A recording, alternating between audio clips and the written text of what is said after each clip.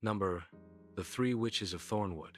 The cottage at the edge of Thornwood Forest had stood for 300 years, its crooked chimney puffing smoke that smelled of cinnamon and secrets. Inside, three witches gathered around a bubbling cauldron, but they were nothing like the tales told in the village below.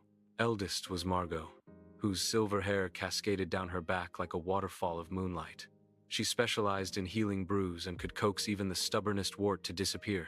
Middle sister Rowan had wild red curls and a talent for weather magic, though she'd sworn off summoning storms after accidentally flooding the village square during a particularly heated argument about the best way to brew tea.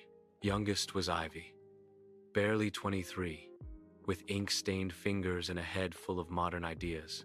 She'd insisted on adding a small library to the cottage, much to her sister's bemusement. "The prophecy says someone will come tonight," Margot announced, stirring the cauldron with a wooden spoon that had been passed down through 7 generations. "The prophecy always says someone will come," Rowan grumbled, munching on a biscuit. "Last time, it was just a lost merchant who needed directions to the next town. But this time feels different," Ivy said, looking up from her grimoire. "The moon is full, the forest is unusually quiet, and I've been having the strangest dreams." A knock at the door silenced them all.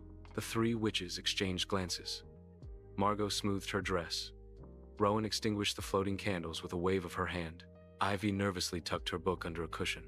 Margot opened the door to reveal a young woman, soaked from the rain that had just begun to fall. Her clothes were torn, and her eyes held a desperate gleam. "Please," the woman gasped. "They say you can break any curse. My sister, she's been turned to stone by a dark sorcerer.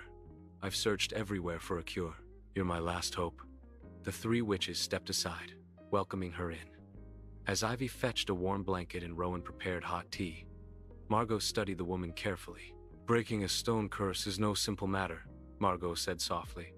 "It requires a journey to the Whispering Caves, 3 drops of starlight, and the final ingredient." She paused. "A sacrifice of something precious." "I'll give anything," the woman said immediately. "Not your life or your health," Ivy interjected quickly, seeing where this was going. "We're not that kind of witch." "Then what?" the woman asked. Rowan sat down across from her. "A memory. Your happiest memory with your sister. The curse feeds on love. You see, to break it, you must prove that love exists even in absence, that it can survive even when the memory fades." The woman's face crumpled. "But if I forget our happiest moment, how will I know why I love her?" Margot placed a gentle hand on her shoulder. "Love doesn't live in memories alone, child. It lives in the choices we make. The fact that you came here, that you'd give up your most precious memory, that's love. Real, unshakable love." The woman nodded slowly, tears streaming down her face. "When do we begin?" The three witches smiled. "Tonight," they said in unison. And so, by the light of the full moon, the three witches and the desperate sister set out into Thornwood Forest. They crossed the Silver Brook where the water ran upward, climbed the Hill of Sighs where the wind sang old lullabies, and finally reached the Whispering Caves as dawn broke. In the depths of the cave, where starlight dripped like honey from the stalactites, Margot collected 3 shimmering drops in a crystal vial. Rowan spoke the ancient words that would bind the spell, and Ivy held the woman's hand as she spoke, her happiest memory aloud: a summer day, a stolen apple pie, laughter echoing through an orchard, and watched it dissolve like morning mist. The potion glowed with an otherworldly light. They returned to the village to find the cursed sister exactly where the woman had left her, a statue in the town square, one hand reaching toward the sky. The woman poured the potion over the stone, and for a moment, nothing happened. Then, cracks appeared, light spilled through them, and with a sound like spring ice breaking, the stone crumbled away, revealing a living, breathing woman underneath. The sisters embraced, tears and laughter mixing together. The younger sister pulled back, confusion on her face. "Why did you save me? We barely know each other. We only just met last year when I moved to the village."